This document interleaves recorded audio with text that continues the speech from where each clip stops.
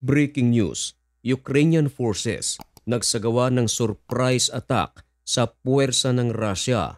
Magtatayo sana ito ng buffer zone sa northeastern ng borders ng Ukraine at Russia. Pero hindi ito natuloy sapagat nag-aabang na pala ang puwersa ng Ukraine at makalipas lamang ang ilang sandali, tumambad ang 330 na mga sundalo ng Russia ang nasawi at 8 Russian units ang hindi nakaligtas. At may pag-amin ang Russia. Yan ang ating pag-uusapan sa videong ito. Pero bago ang lahat ay huwag kalimutang mag-subscribe. Samahan na rin ng like ang videong ito at i-click ang notification bell. Napakalaking tulong yan para sa akin.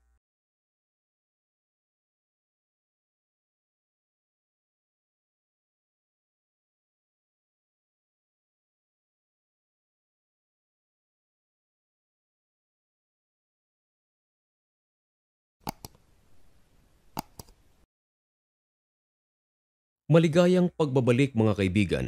Kumusta kayong lahat? Ngayon ay August 7, 2025 at nagbabaga at napakabagong balita ang ating ihahatid sa inyo. Ito ay tungkol sa pinakabagong ginawang pag-atake ng Ukrainian forces sa puwersa ng Russia. Kahapon lamang August 6, pinag-usapan at naging laman ng mga international news ang isa sa mga pinakamalagim na naranasan ng puwersa ng Russia sa ginawang pag-atake ng Ukrainian forces. Inamin ng Russia na ang kanilang puwersa ay magsasagawa ng buffer zone at ito ay itatayo sa northeastern part ng border ng Ukraine at Russia. Pero nabigla ang puwersa ng Russia. Hindi nila akalain, hindi nila namalayan na nag-aabang pala dito ang puwersa ng Ukraine. Ayon sa Ukraine ay napag-alaman nila ang plano ng Russia dahil sa kanilang intelligence. Kaya naman, agad na nagtipon ang puwersa ng Ukraine, punong-puno ng mga armas upang gawin ang isang operation upang ipahintuin ang Russia sa kanilang balak. Ayon sa mga ulat, hindi na nakapuwesto ang puwersa ng Russia. Na-surprise ito dahil napakatinding pag-atake ang ginawa ng puwersa ng Ukraine. Agad na tumambad, 334 ang nasawi. At ito mga kaibigan ay mga sundalo ng Russia. At dagdag pa sa ulat, 550 naman ang sugatan. Narito ang ilan sa ating mga pruweba dahil mahirap na kung magsalita tayo dito sa social media na walang ipinapakitang ebidensya. Alam naman natin kung ano ang iniisip ng maraming mga tao. Kapag walang ebidensya, lalabas, parang haka-haka lamang ang ating sinasabi. Ito pang isa, yan ay iilan lamang sa mga napakaraming ebidensya na pwede nating ipakita. Kaya lang, kung uubusin natin lahat ng mga ebidensya ay baka hindi matapos itong ating video. At kung duda pa rin ang iba, nariyan ang ating mga sources, maaari itong i-search. Ayon sa ulat, maliban sa more than 330 na mga sundalo ng Russia ang nasawi, winasak din ng Ukrainian forces ang mga equipment na sana ay gagamitin ng puwersa ng Russia, kasama na ang mga explosive. Ayon sa Ukraine, itinuturing nila ito na isang napakalaking tagumpay at isang napakalaking loss para sa Russia sapagat ang buffer zone sana na tinutukoy ng Russia ay dito nila i-stock ang kanilang mga ammunition, mga pagkain at iba pang mga kagamitan na gagamitin sa pag-atake sa Ukraine. Kaya ayon sa Ukraine, ang naturang operation ay isang napakalaking victory para sa kanila at itinuturing na ang nangyari ay isa sa mga pinakamalagim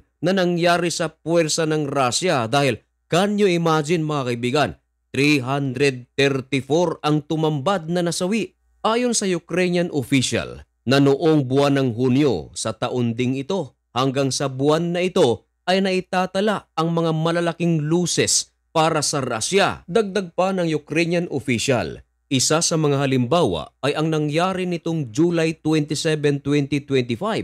Merong isang village na matatagpuan sa Kindrabtivka. Hawak na sana ito ng puwersa ng Russia. Pero muli itong naagaw ng Ukrainian forces at hindi lang basta-bastang naagaw. Ayon sa opisyal ng Ukraine, marami sa mga sundalo ng Russia ang nalagas dito. At ang iba naman dahil sa matinding bakbakan ay kusa ng umalis sa naturang lugar. Ayon sa ulat ng Daily Express, kung bakit napilitan ang puwersa ng Russia na lisanin ang naturang village sapagat hindi raw nito nakayanan ang ginawang 18 airstrike ng Ukraine at nagbagsak ito ng 35 guided aerial bombs. Kasama na rin nilang ginamit ang 353 na artillery attacks at 16 na pag-atake gamit ang rocket launcher systems. Ngayon, ang pinaka-latest naman na ginamit ng Ukraine sa puwersa ng Russia na kumitil nga ng mahigit 300, gumamit ito ng Dragon drones. Gumamit pa ang puwersa ng Ukraine ng mga helicopters, mga assault rifles, machine guns at mga granada. Ang video na inyong nakikita ay ang aktual na footage na inilabas mismo ng puwersa ng Ukraine at dito nagaganap ang isang matinding bakbakan sa pagitan ng puwersa ng Russia at ng Ukraine. Kahit na sa kagubatan ay makikita ang mga pagsabog, ang mga military nito na nagpapaputok ng kanilang mga armas. Pero aminado ang Ukraine na hanggang ngayon ay marami pa sa kanilang mga teritoryo ang hawak pa ng puwersa ng Russia. Nananawagan naman ang United Nations na ihinto na ang gerang ito at isauli na ng Russia ang kanilang mga hawak na lupain. Pero marami ang mga naniniwala na hindi ganon kadali kausapin si Vladimir Putin. Hindi ito basta-bastang ibibigay ang mga teritoryo na kanilang hawak. Pinag-uusapan din, lalong-lalo na sa ulat ng ABC News, na ang ginagawang pag-atake ng Ukraine sa puwersa ng Russia, ang kanilang mga armas ay gawang United States of America. Marami ang mga naniniwala na marahil ito ay isa sa mga tugon ni President Donald Trump sa panawagan ng presidente ng Ukraine. Sapagat si Volodymyr Zelensky ay humihingi ng tulong sa presidente ng Amerika na bigyan sila ng maraming mga armas upang labanan ang puwersa ng Russia. Lalong-lalo na ang eastern part of Ukraine, ito ngayon ang target ng puwersa ng Russia. Pero meron na ring mga naunang balita na sinabi mismo ni President Donald Trump na magpapadala ito ng bilyong halaga ng mga armas para sa Ukraine.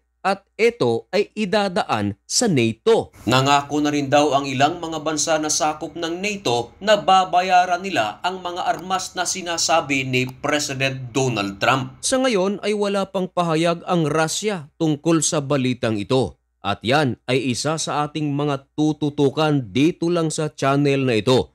Kaya manatiling updated. Baka naman pwedeng makahingi ng kaunting pabor. Kung bago ka lang sa channel na ito at gusto mo ang ganitong mga content, paki-subscribe na rin ng ating napakaliit na channel. At hanggang dito na lamang muna ang video ito. May God bless you and thank you so much for watching. Goodbye!